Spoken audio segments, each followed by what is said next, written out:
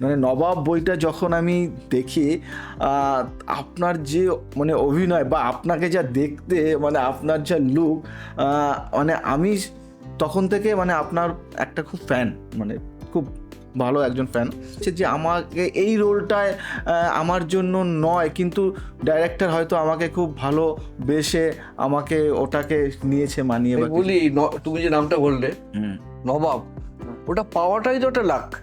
কারণ আমি বলছি, আমি তখন চাকরি করি এবং তার আগে আমার দুটো ছবি হয়ে গেছে, টুনি বউ, মা এক মন্দির, দুটো ছবি ফ্লপ করে যায়। তারপরে আমি আবার লেখাপড়া করে কম্পিউটারে একটা চাকরি পাই। আমি চাকরি পেয়ে আমার সেদিন আমার যে কোম্পানির যে হেড আর কি, তিনি বম্বে থেকে আসবেন, তার সেদিন ছিল রোববার ছুটি, কিন্তু উনি আসবেন বলে তাজ বেঙ্গলে আমাদের একটা গেট টুগেদার ছিল। সেই দিনই আমার বউরানী ছবির লুক সেট ছিল। বউরানী বলে একটা ছবি করেছিলাম নবাবের ঠিক আগে, তার লুক সেট ছিল, মানে ক্যামেরা দিয়ে তুলে দেখবে যে কে মানায় কি মানায় না।